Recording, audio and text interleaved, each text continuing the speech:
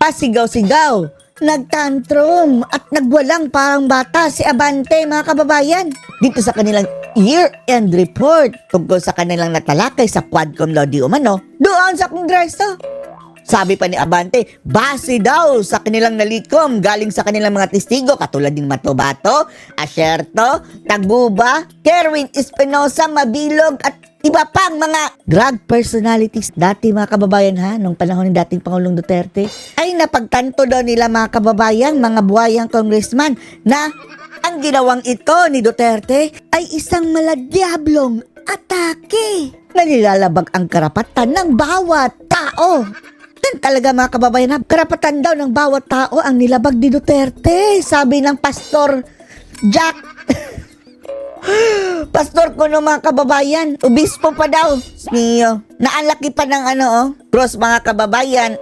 Mukhang binabastos niya, mga kababayan, habang sinusuot niya ang cross na ito ay pawang kasinungalingan ang pinagpuputak dito si Abanting paatras, mga kababayan. Panoorin niyo po, pero bago po yan, pasasalamatan po muna natin, mga kababayan, itong napakabait nating mga viewers all over the world. Kagaya na lang ni na Akina Yoshida, DJ Lapay, Madam Cecilia Adane at Limwell Ray. Maraming salamat po, mga kababayan, sa inyong generosity. Narito po ang video. For such diabolical attacks.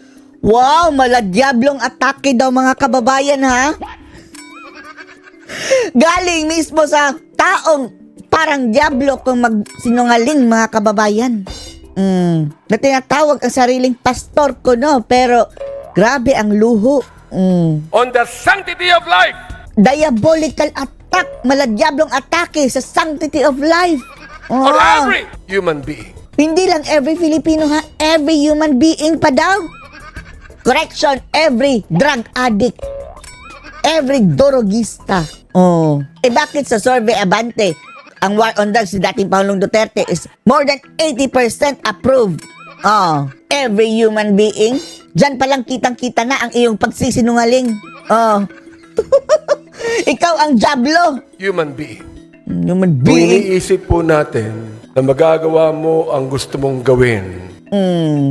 Iyang mga pinagsasabi mo, Abante, patama yan sa inyo dyan sa Kongreso, lalong-lalo na sa sarili mo. Na hindi mo sinusunod ang saligang batas. Diba? Sila, mga kababayan, hindi na sinusunod. Wala nang batas-batas sa kanila dyan sa Quadcom. Dahil nasa kapangyarihan ka.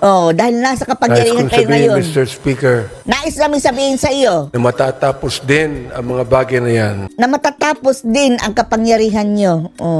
Lahat ng mga pinagsasabi nila, mga kababayan, mensahe nila sa kanilang sarili. At ikaw ay hatulan Kayo ay hatulan. Mga buhaya ng kayo. taong bayan. Talaga.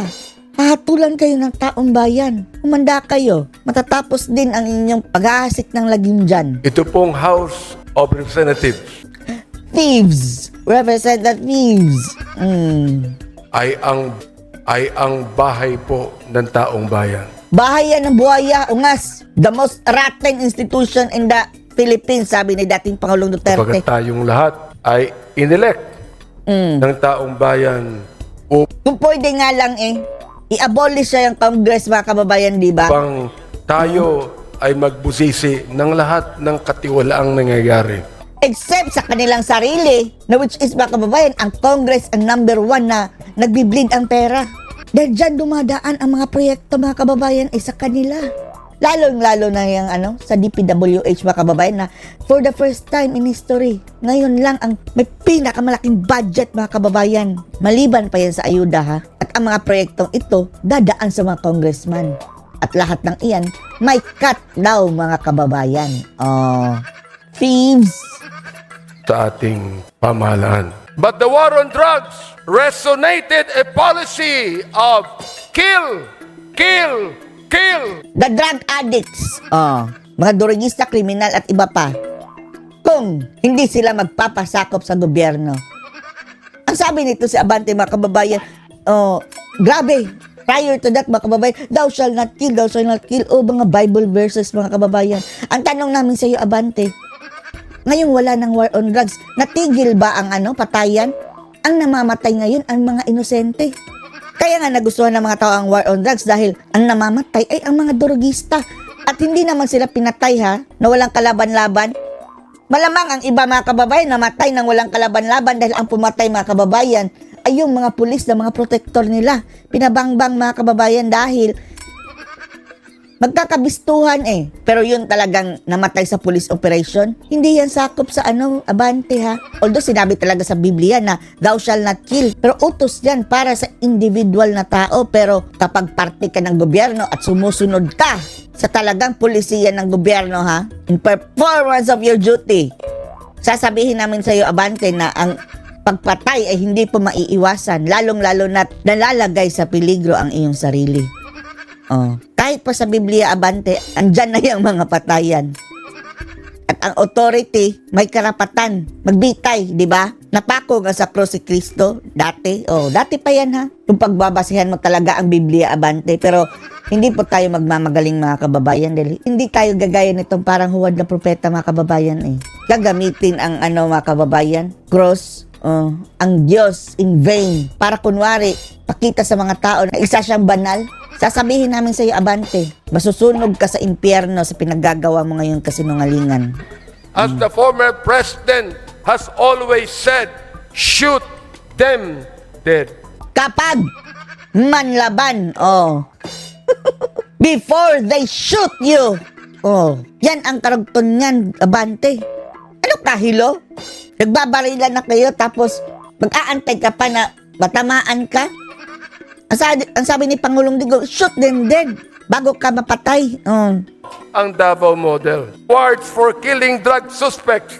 Davao Model. Under this system, police officers were given monetary rewards for killing drug suspects. Hindi bawal yan. Transforming the duty of law enforcement from a system driven by justice into a system driven by bounties. Hindi naman bawal yan talaga mga kababayan kahit pa isa ang lupalop ng mundo na gobyerno. It's part of their duty. Mr. Speaker, in a civilized society Wow, sibilisado that pa daw. upholds Anong tawag ka Eric doon sa kanilang korte? Kangaroo court. Civilized society pa ba yan? Kangaroo court nyo? of law and you Court of law! As if naman korte sila mga kababayan na ang mga abogado pinapakulong nila na may mga kaalaman dyan sa korte. Pinapakontempt, Diyos mio. process. There is no rhyme or reason Wow, rhyme and for reason para such kanta. diabolical attacks on Diabolical. the sanctity of life on every human being. Iyak na yan. But it was President Duterte himself who provided the legal cover for those killings. So what? The narrative of nanlaban. Talagang nang laban. Mga adik yan Mga drogista mga kababayan. Tingnan nyo mga adik ngayon. Di ba ang pinapatay? Grabe. Salamat na nga lang tayo naiwan ngayong adik mga kababayan. Yung mga pipitsugin dati. Dati talaga mga kababayan sa panahon ng dating Pangulong Digong, yung mga adik na talagang hardcore. Ngayon mga kababayan parang muling nag-regrow sila. Yung mga tuta dati. Ngayon unti-unti nang lumalaki mga kababayan. Or fought back became the legal justification for this operation. Bakit? Walang namatay na pulis. Yan ang tanong namin. Kung hindi sila nang laban talaga. As PRRD himself encouraged officers to provoke suspects into resisting arrest. Bawal yan. Hindi yan bawal sa batas. In fact, yan talaga ang ginagawa ng training sa pulis. Base sa kanilang rules of engagement. Sasabihan mo, sige iputok mo. Warning yan Sige iputok mo para ma-shortcut yung buhay mo. Warning yan. Di ba? Mahina ba makukote ng mga ungas na ito? Which was he admitted in one of his of the hearings conducted, providing legal cover for the use of lethal force. Dahil in performance of duty nila yan mga kababayan, di ba? That's the reason why I even asked the question to our former president. Was your policy a personal policy or was it based upon the Constitution? Based upon the Constitution. Yan naman talaga ang trabaho ng pulis, di ba? Ang hulihin ang mga drogista. Pinapatupad lang ni Digong ang batas. Hindi lang mga drogista, mga kriminal. Pinapaigting lang niya mga kababayan. Kaya maraming napatay noong panahon na iyon mga kababayan dahil dumoble, trumiple. Times 10 pa siguro ang police operation laban sa droga at laban sa ibang krimen mga kababayan. Hindi katulad ngayon o palampa-lampa. Walang napapatay na adik dahil wala din gaano operasyon. Tapos anong nangyari? Ang adik ang pumapatay mga kababayan ng mga inosente. Abante punyeta There ka. was a grand conspiracy. O, grand conspiracy na.